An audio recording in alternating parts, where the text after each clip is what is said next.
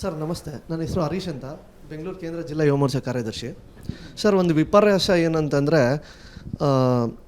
ಒಂದು ಸರ್ಕಾರಿ ಆಸ್ತಿ ಪಾಸ್ತಿ ನಾಶ ಆಗುತ್ತೆ, ಮನೆಗಳೆಲ್ಲ ನಾಶ ಆಗುತ್ತೆ ಅಂತ ದುಷ್ಟ ಅಪರಾಧ ಮಾಡಿರತಕ್ಕಂಥ ಕೇಸ್ಗಳನ್ನೆಲ್ಲ ಖುಲಾಸೆ ಮಾಡಿ ಅವ್ರು ಉಪಕಾರ ಮಾಡ್ತಾರೆ, ಅವ್ರ ಸೋ ಕಾಲ್ಡ್ ಬ್ರದರ್ಸ್.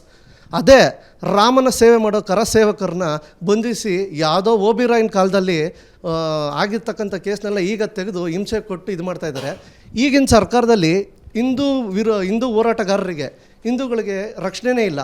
ಹಂಗಂದರೆ ಈ ಸರ್ಕಾರಕ್ಕೆ ಹೇಳೋದು ಒಂದೇ, ನಾವು ಹಿಂದೂಗಳಾಗಿ ಹುಟ್ಟಿರೋದೇ ತಪ್ಪ ಅಥವಾ ಹಿಂದೂ ಹೋರಾಟಗಾರ ಆಗಲೇಬಾರ್ದ?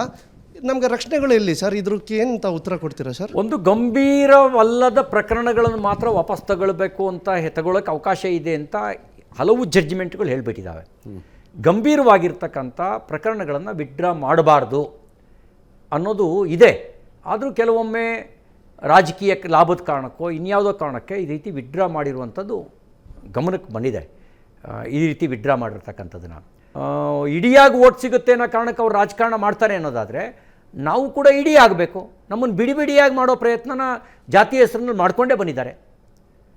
ನಾವು ಅದಕ್ಕೆ ಜಾಗೃತಿ ಮೂಡಿಸೋದ್ರ ಮೂಲಕ ಜನರನ್ನು ಅವ್ರ ತಪ್ಪನ್ನು ಮನವರಿಕೆ ಮಾಡಿಕೊಡ್ಬೇಕು, ಜನರನ್ನು ಜಾಗೃತಿ ಮೂಡಿಸ್ಬೇಕು. ಅದೊಂದೇ ಪರಿಹಾರ.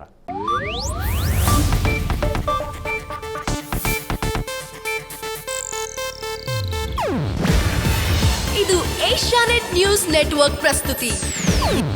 ನೀವು ನೋಡ್ತಿದ್ದೀರಾ ಏಷ್ಯಾನೆಟ್ ಸುವರ್ಣ ನ್ಯೂಸ್.